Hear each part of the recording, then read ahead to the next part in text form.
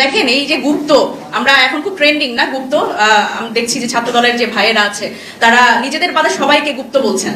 তো একই ক্যাম্পাসে তো আসলে আমরাও ছিলাম, তো আমরা তো আসলে দেখেছি যে কে আসলে কোন ভাবে কত ভাবে তারা আসলে গুপ্ত ছিল।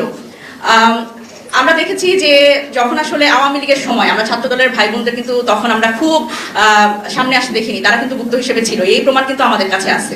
আমরা দেখেছি যে রাকিব ভাই এখন বাঘ হয়ে গেছেন, সেই রাকিব ভাই কাঁটাবন পার হইতে পারে নাই। এরকম দিন আমরা দেখেছি যে যখন আমরা রাজুতে দাঁড়াইছি, রাজুতে আমরা কোটা সংস্কার নিয়ে দাঁড়াইছি, আমরা বিভিন্ন ইস্যুতে দাঁড়াইছি, তখন কিন্তু রাকিব ভাই কাঁটাবন পর্যন্ত এসে দেখছে ছাত্রলীগের পোলাপান আছে নাকি। আর আজকে আমরা দেখছি যে ছাত্র দলের সেই ভাইয়েরা আমাদের বাঘ হয়ে আমাদের যারা আসলে ডাকসু নির্বাচিত সদস্য, ডাকসু নির্বাচিত প্রতিনিধি, তাদের উপরে দমন পীড়ন সৃষ্টি করছে। শুধুমাত্র কেন? তাদের সরকার ক্ষমতায় আছে। দেখেন, আপনাদের হারের একটা বড় কারণ হচ্ছে এই দম্ভ। ঢাকা বিশ্ববিদ্যালয়ের শিক্ষার্থীরা আপনাদের কেন ভোট দেয় নাই, এইটা আপনাদের আসলে এই অ্যানালাইসিসটা আপনারা করেন নাই।